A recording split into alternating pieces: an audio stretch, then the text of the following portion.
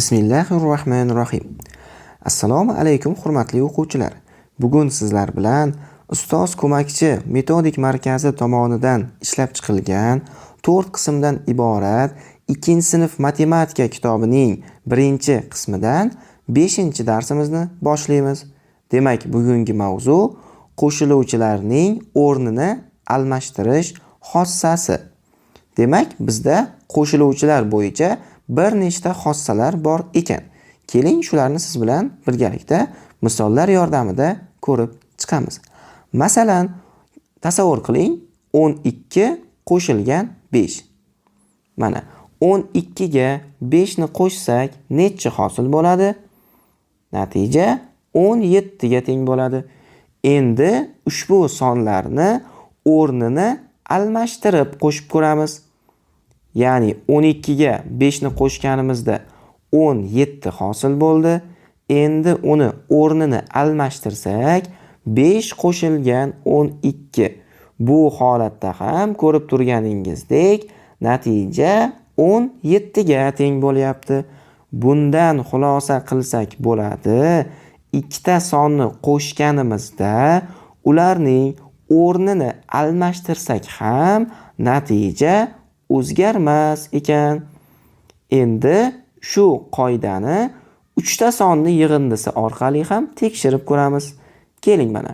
Demak, bu misolimiz mana 3 qo'shilgan 7 qo'shilgan 5.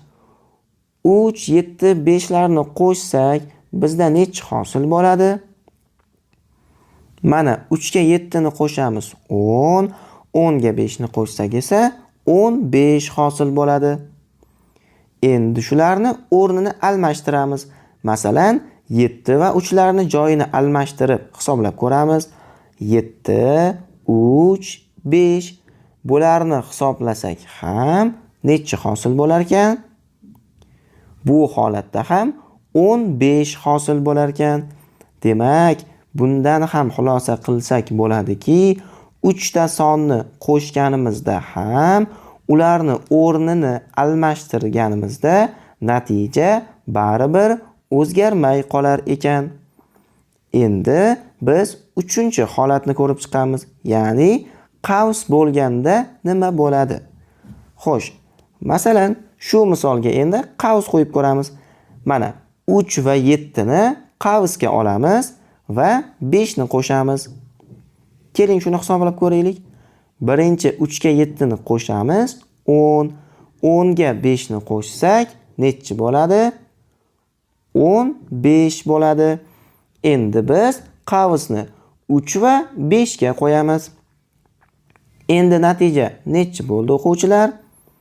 Mana 3 ga 5 ni qo'shyapman. 8 hosil bo'lyapti. Endi hosil bo'lgan songa 7 ni qo'shaman. 8 ga 7 ni qo'shsam necha hosil bo'ladi o'quvchilar? 15 hosil bo'ladi. Ikkalasi baribir teng chiqyaptimi? Demak, bu holatda ham natija o'zgarmay qolyapti. Bundan xulosa qilsak bo'ladiki, qo'shiluvchilarning o'rni almashganda yig'indi o'zgarmaydi.